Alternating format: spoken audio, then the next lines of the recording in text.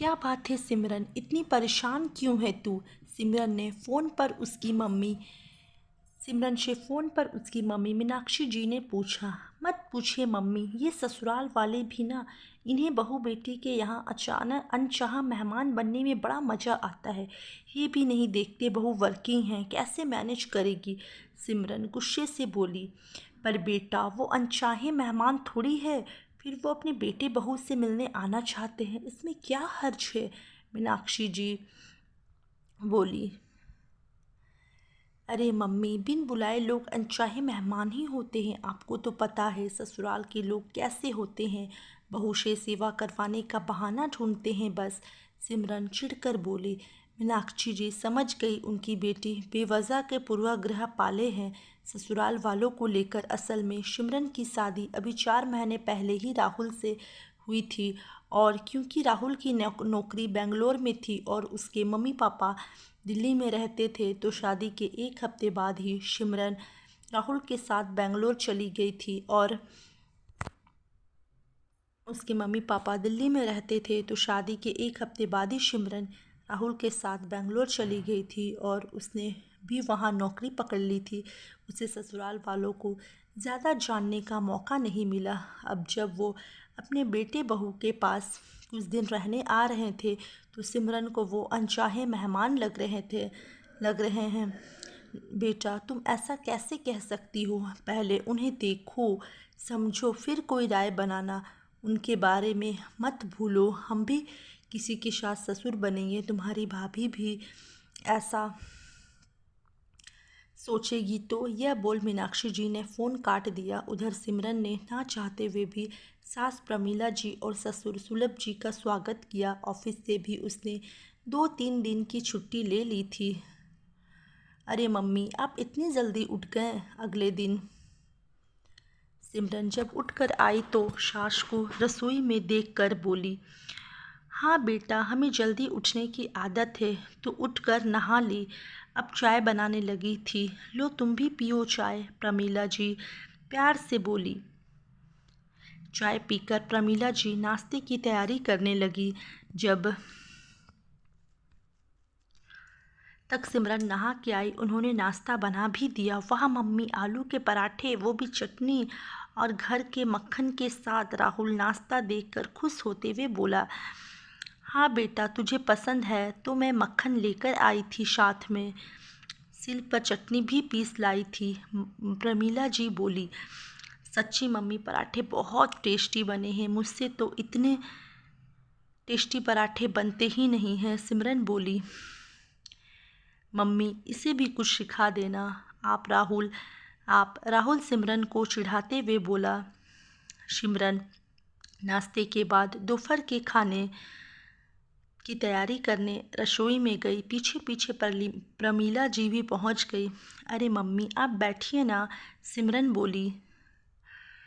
नहीं बेटा, एक रसोई ही होती है जहाँ खाने के साथ प्यार भी पकता है। हम औरतें तो रसोई के बहाने कितनी बातें कर लेती है, इससे काम भी जल्दी होते हैं और एक दूसरे को जानने का मौका भी मिलता है, प्रमीला जी प्यार से बोली। वाह मम्मी, एकदम सही बात की आपने, सिमरन हंसते हुए बोली। वाह मम्मी, एकदम सही बात की आपने, सिमरन हंसते हुए बोली। बेटा, तुम हमेशा ये साड़ी सूट ही पहनती हो? अचानक प्रमीला जी ने पूछा। वो हाँ नहीं, असल में मम्मी आप लोग आए हैं तो इसलिए। सिमरन ये बोलकर चुप हो गई। बेटा, हम आए हैं तो इसका मतलब ये नहीं कि तुम्हारी आज़ादी छिन गई। तुम जैसे हमारे पीछे से रहती हो वैसे ही अभी भी रहो, तभी हमारा रिश्ता पनपेगा, वरना तुम्हें हमारा आना बोझ लगने लगेगा। मैं तो खुद तुम्हारे लिए जीन्स टॉप लाई हूँ, प्रमीला जी बोलती है। अरे सिमरन बेटा, यहाँ आओ तो जरा, तभी सलभ जी ने आवाज़ दी। जी पापा आई। हाँ जी पापा, सिमरन ससुर के कमरे में आकर बोली। बैठो बेटा, तुम्हें अपने परिवार से मिलवाता हूँ। शलभ जी एल्बम निकालते हुए बोले। पर पापा वो खाना। अरे खाना तुम्हारी माँ बना लेगी, आओ ना, आओ तुम, शलभ जी प्यार से बोले। मजबूरी में सिमरन को बैठना पड़ा। शलभ जी ने अपने भाई बहन, प्रमीला जी के भाई बहन, सबके बच्चों की तस्वीरें सिमरन को दिखाई और हर एक के साथ जुड़े कोई ना कोई मज़ेदार किस्से भी सुनाते रहे।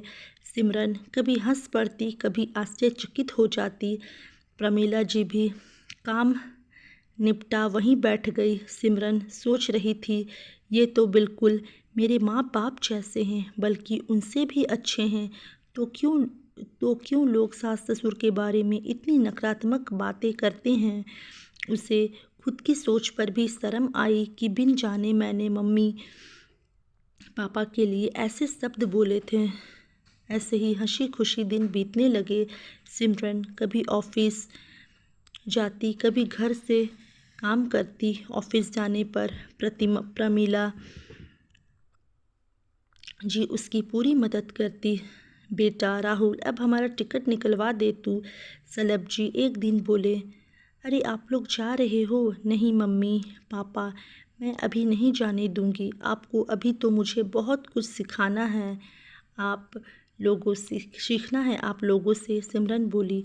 अरे बेटा तुम खुद इतनी प्यारी हो, तुम्हें सब तो आता है, प्रमीला जी लाड से बोली। नहीं मम्मी, मैं आप लोगों को अभी नहीं जाने दूंगी। आंखों में आंसू भर सिमरन प्रमीला जी से लिपट गई। उसका प्यार देख शलभ जी और प्रमीला जी ने कुछ दिन और रुकने का फैसला किया। हेलो मम्मा, कैसे हो आप? सिमरन ने अपनी मम्मी मीनाक्षी जी को दिन में फ़ोन मिलाया। मैं ठीक हूँ बेटा, तू बता तेरे अनचाहे मेहमान गए या नहीं? मीनाक्षी जी बोली। अरे मम्मा, वो अनचाहे नहीं, बहुत प्यारे हैं, और मेहमान तो बिल्कुल नहीं हैं, बल्कि हमारे माँ बाप हैं। वो तो जा रहे थे पर मैंने उन्हें ज़बरदस्ती रोक लिया। सिमरन चहक कर बोली। अरे वाह, ये तो बहुत अच्छी बात है बेटा, बड़ों की छत्र छाया हमारे लिए वैसे भी बहुत ज़रूरी है, मीनाक्षी जी ने कहा। थोड़ी सी बात करके फ़ोन रख दिया उन्होंने। सच में मेरी बेटी अब समझदार हो गई है बहुत, मीनाक्षी जी ने सोचा। उन्हें खुशी थी कि उनकी बेटी वक्त रहते रिश्तों की अहमियत समझ गई थी। तो दोस्तों, अगर आप लोग को ये कहानी अच्छी लगी होगी तो प्लीज़ हमारे वीडियो को लाइक करें, और चैनल पर अगर आप नए आए हों तो चैनल को सब्सक्राइब करना बिल्कुल भी ना भूलें। इसी तरह की अच्छी अच्छी कहानी आप लोगों को मिलती रहेगी। तब तक के लिए bye bye, take care, thanks for watching.